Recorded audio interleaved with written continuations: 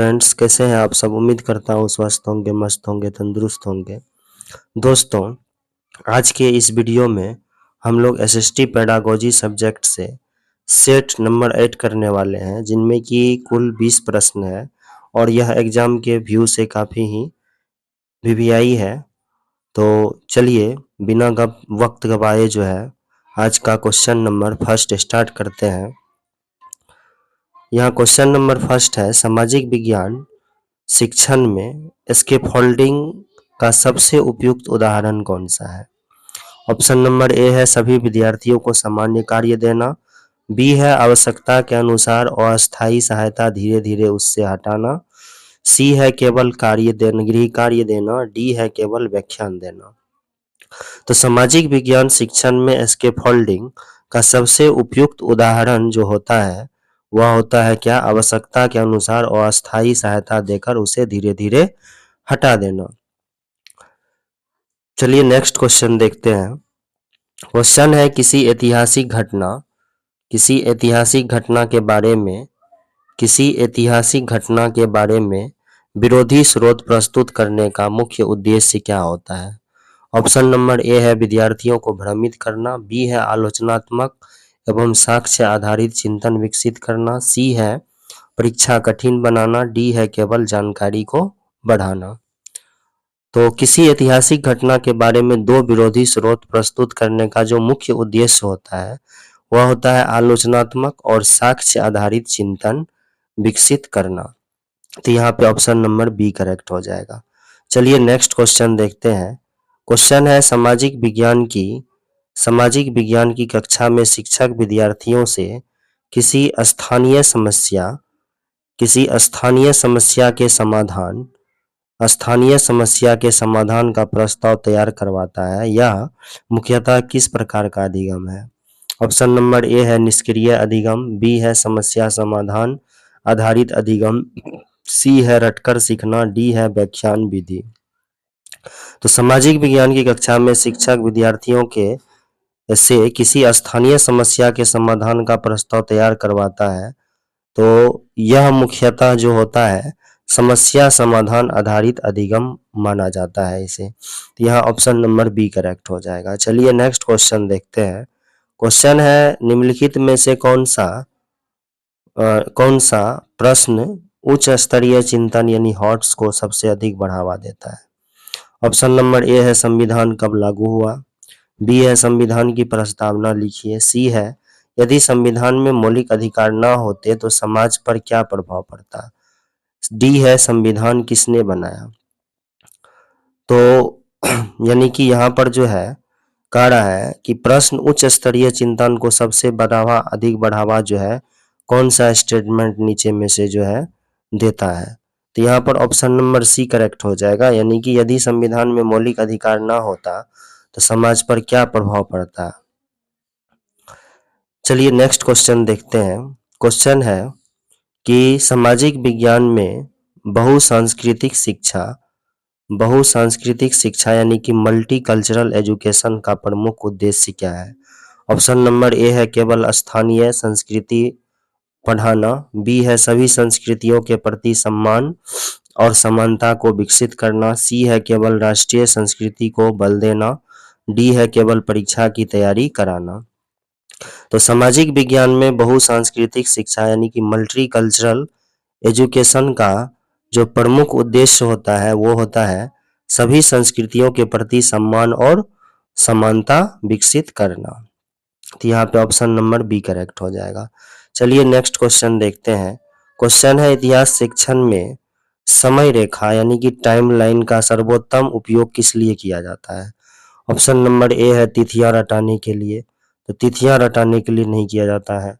घटनाओं के क्रम एवं संबंध को समझने के लिए तो ये सही हो सकता है, बी है, सी है गृह कार्य देने के लिए, डी है परीक्षा लेने के लिए।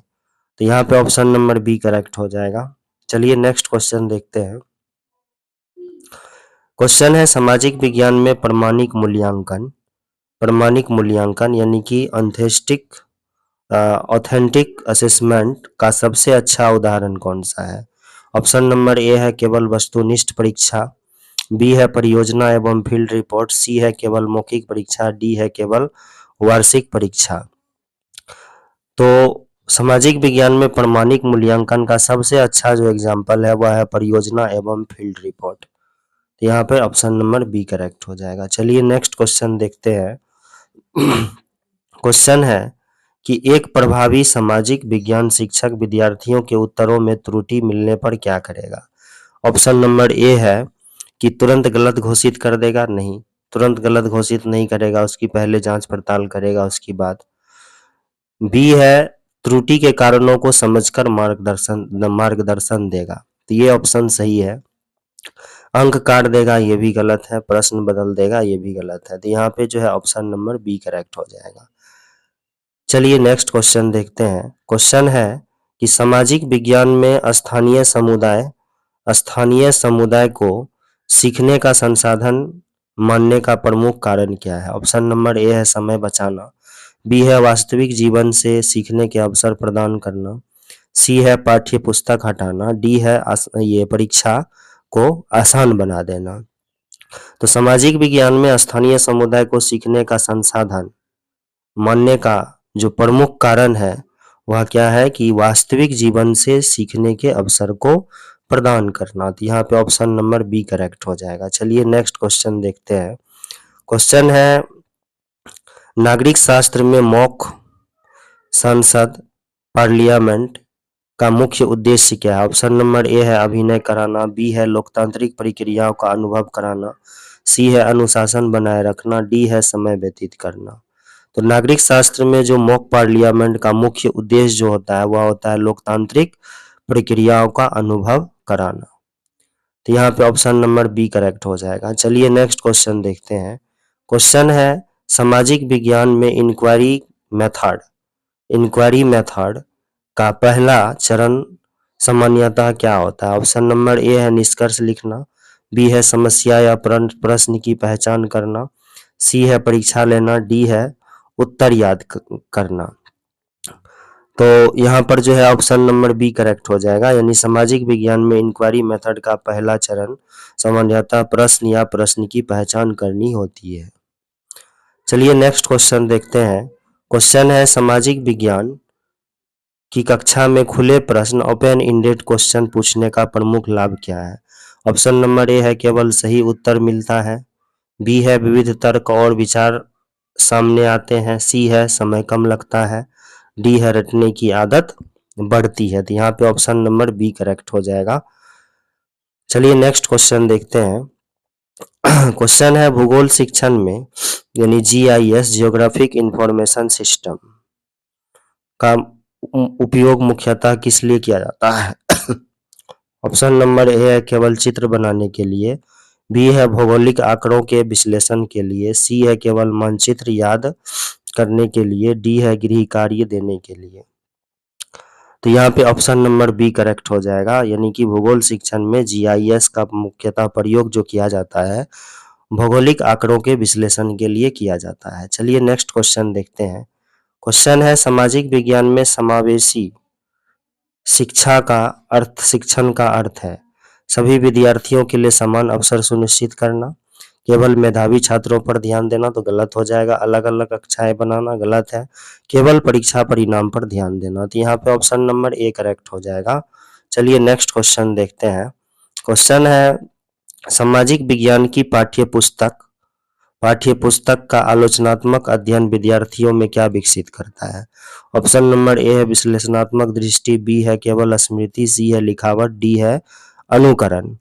तो यहाँ पे ऑप्शन नंबर ए करेक्ट हो जाएगा, यानी कि सामाजिक विज्ञान की पाठ्य पुस्तक का आलोचनात्मक अध्ययन विद्यार्थियों में विश्लेषणात्मक दृष्टि जो है विकसित करती है। चलिए नेक्स्ट क्वेश्चन देखते हैं। क्वेश्चन है यदि शिक्षक विद्यार्थियों को समाचार पत्रों की अलग अलग रिपोर्ट की तुलना करने को कहता है तो यह किस कौशल का विकास कर रहा है। ऑप्शन नंबर ए है स्रोतों का आलोचनात्मक विश्लेषण, बी है रटना, सी है अनुकरण, डी है पुनरावृत्ति। तो यहाँ पे ऑप्शन नंबर ए जो है करेक्ट हो जाएगा, यानी यदि शिक्षक विद्यार्थियों को समाचार पत्रों की अलग अलग रिपोर्ट की तुलना करने को कहता है तो यह जो है स्रोत या आलोचनात्मक विश्लेषण को विकसित कर रहा है। चलिए नेक्स्ट क्वेश्चन देखते हैं। क्वेश्चन है कि सामाजिक विज्ञान में परियोजना कार्य का सबसे महत्वपूर्ण कार्य का सबसे महत्वपूर्ण चरण कौन सा है? ऑप्शन नंबर ए है केवल रिपोर्ट जमा करना, बी है योजना क्रियान्वयन और चिंतन, सी है केवल चित्र बनाना, डी है केवल अंक प्राप्त करना। तो यहाँ पे ऑप्शन नंबर बी करेक्ट हो जाएगा, यानी सामाजिक विज्ञान में परियोजना कार्य का सबसे महत्वपूर्ण चरण जो है योजना क्रियान्वयन और चिंतन है। चलिए नेक्स्ट क्वेश्चन देखते हैं। क्वेश्चन है सामाजिक विज्ञान में रिफ्लेक्टिव थिंकिंग का अर्थ क्या होता है? ऑप्शन नंबर ए है बिना सोचे उत्तर देना, बी है अनुभव पर विचार कर निष्कर्ष निकालना, सी है केवल उत्तर याद करना, डी है शिक्षक की बात को दोहराना।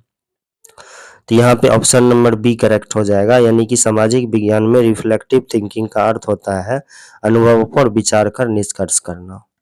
चलिए नेक्स्ट क्वेश्चन देखते हैं। क्वेश्चन है सामाजिक विज्ञान में मूल्यांकन का सर्वोत्तम उद्देश्य क्या है? ऑप्शन नंबर ए है विद्यार्थियों की तुलना करना, बी है सीखने में सुधार हेतु प्रतिपुष्टि यानी फीडबैक देना, सी है केवल अंक देना, डी है केवल असफल घोषित कराना। तो यहाँ पे ऑप्शन नंबर बी जो है करेक्ट हो जाएगा, यानी सामाजिक विज्ञान में मूल्यांकन का सर्वोत्तम उद्देश्य जो होता है सीखने में सुधार हेतु प्रतिपुष्टि यानी फीडबैक देना। चलिए नेक्स्ट एंड लास्ट क्वेश्चन देखते हैं। क्वेश्चन है सामाजिक विज्ञान का एक दक्ष शिक्षक सबसे पहले किस बात पर ध्यान रखता है? ऑप्शन नंबर ए है विद्यार्थियों के पूर्व ज्ञान और सीखने की आवश्यकताओं का, बी है केवल पाठ्यपुस्तक का, सी है केवल परीक्षा का, डी है केवल गृह कार्य का। तो यह क्वेश्चन जो है होमवर्क के लिए है। इसका आंसर आप लोग कमेंट बॉक्स में जरूर बताइएगा और चैनल पर बने रहने के लिए चैनल को सब्सक्राइब करें, वीडियो को लाइक और शेयर करें। Thank you, have a good day.